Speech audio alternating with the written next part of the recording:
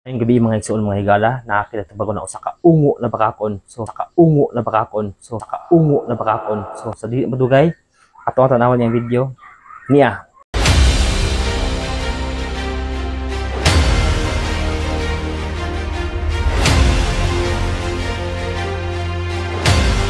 Video niya.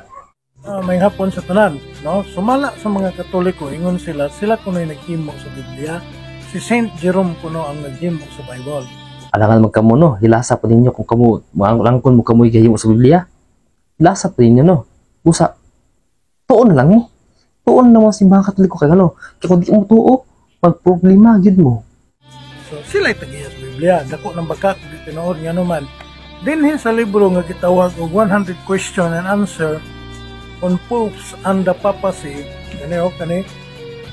Gingon din sa page 15, Jerome 347 to 419, the famous translator of the Bible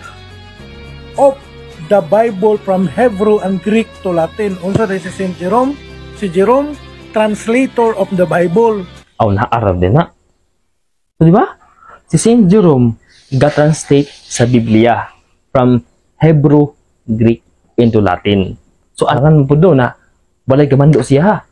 Natural na agad pigmando siya na translate na Biblia.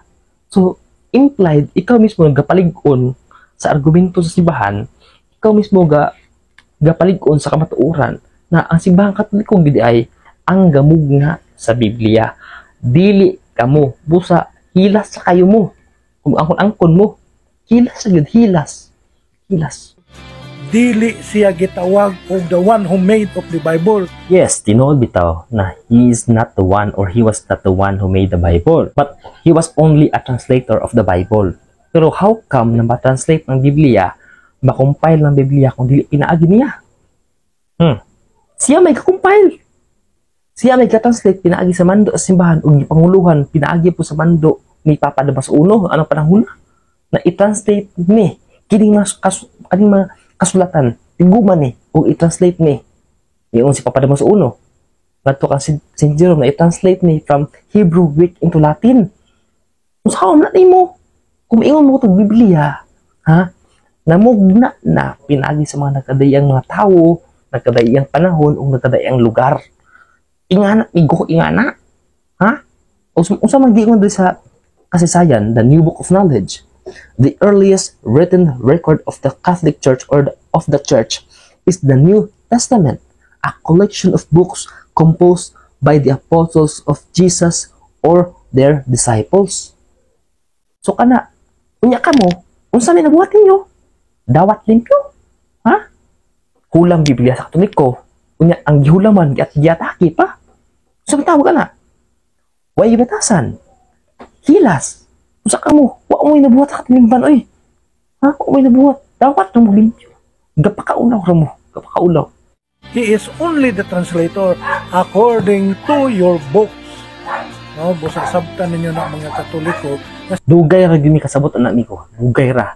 Kinsa man ang wa kasabot ani, ikaw ang wala kasabot. Kanang ka, imo ang naasi mo una usa ka tawo ang gabung na sa Biblia.